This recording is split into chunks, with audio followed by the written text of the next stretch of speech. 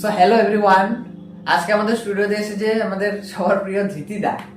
তো ধৃতিদা গতকাল রাত্রে আমাকে একটি গান শোনালো হোয়াটসঅ্যাপে। তো গানটি খুব আমার ভালো লাগলো পার্সোনালি। তো ধৃতিদা গানটা নিজে লিখেছে, তার নিজের সুর দেওয়া, নিজেরই সবকিছু, শুধু মিউজিকটা ক্রিয়েট করছি আমি। তো আজকে খানিকটা কাজ করা হলো, অনেকটা এক্সপিরিয়েন্স হলো আমাদের দুজনেরই। এই বলতে গেলে এই মিউজিক প্রোডাকশনের যে লাইনটা আছে, আমিও নতুন, আমার দাদাও নতুন। তো ধৃতিদা, নতুন গানটার ব্যাপারে আপনি কি বলতে চান? গানটি স্যাড রোমান্টিক ঘরানার। আগামী 14ই ফেব্রুয়ারি আপনারা জানেন প্রেমের দিবস।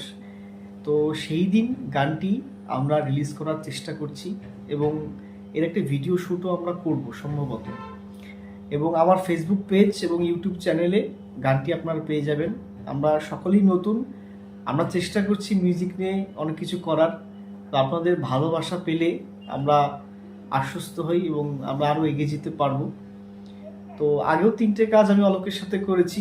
প্রত্যেকটি গানই যারা যারা শুনেছেন, দেখেছেন, তারা প্রশংসা করেছেন, আমাদেরকে আশ্বস্ত করেছেন। তো আশা করি এই গানটিও ভালো লাগবে আপনাদের।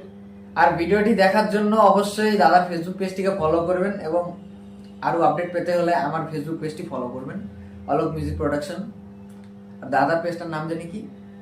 আমার পেজ, আমার নাম ধৃতি সুন্দরনাথ, সেই নামই আছে। আচ্ছা, আর সেই নামই ইউটিউব আছে। চ্যানেলটা আমি এই সাম্প্রতিক কালের মধ্যেই বের করে দিব, ওখানে আচ্ছা, আচ্ছা। রিলিজ হবে।